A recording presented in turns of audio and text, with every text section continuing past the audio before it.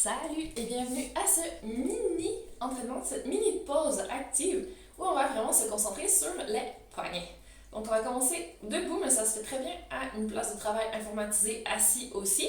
On va juste joindre les mains ici, puis on va faire des espèces de 8 avec nos poignets. Donc on essaie de bouger tranquillement en respirant.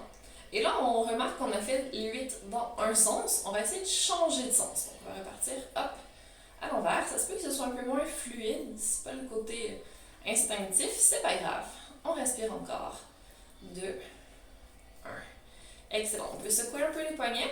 Secouer dans tous les sens pour les relaxer, faire circuler un peu le sang. Maintenant, on va gentiment incliner d'un côté et incliner de l'autre. Donc là, on se force à aller un petit peu en extension. Il y a une petite résistance qu'on crée. On appuie vraiment nos deux mains une contre l'autre. Encore une fois de chaque côté. Excellent. Et on va partir de l'autre côté. Donc on va y aller comme ça. Hop, pour se forcer à aller en flexion. C'est vraiment d'appuyer avec les doigts pour aller un cran plus loin. Une dernière fois. Excellent. Et doucement, on va s'installer sur notre poste de travail. Donc, on va mettre nos mains sur la surface, ici, et on va commencer à tracer des cercles. Donc, gentiment. On peut doser le poids qu'on met sur la surface. Donc, on n'est pas obligé d'y aller avec tout notre poids. On peut faire un petit peu plus doucement. Encore 2. Excellent. On va inverser notre sens de rotation.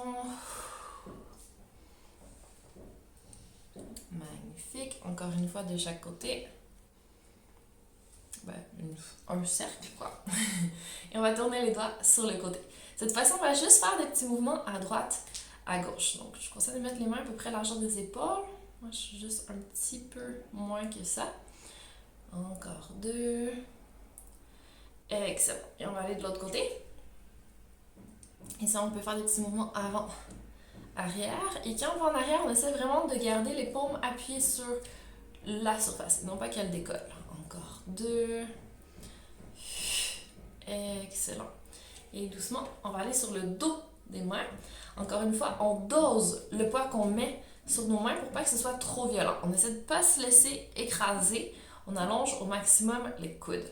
Et on peut faire un petit mouvement à droite, à gauche, un petit mouvement devant, derrière. Ce stretching-là, il est assez intense, donc allez-y doucement.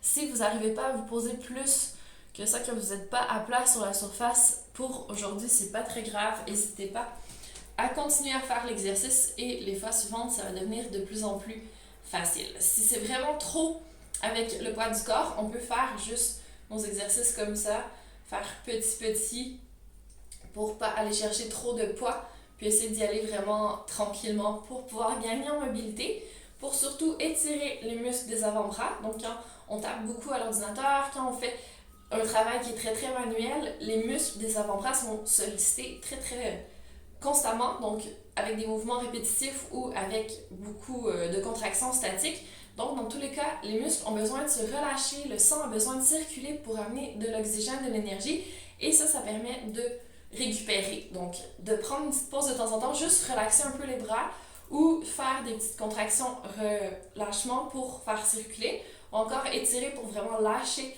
les tensions. C'est ce qui permet d'avoir de nouveau des avant-bras qui sont relax, qui sont prêts au travail, parce que si on continue et qu'on laisse la douleur augmenter, c'est plus difficile par la suite de descendre le niveau d'intensité de douleur.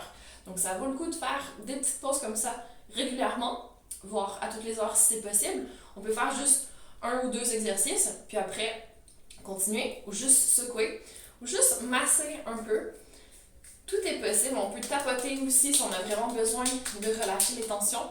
Puis après, on peut continuer et garder un niveau un petit peu plus confortable durant la journée, pas attendre que ça augmente trop. Donc voilà, on n'hésite pas à faire des petites pauses pour travailler cette région très sollicitée durant la journée et la garder en pleine santé.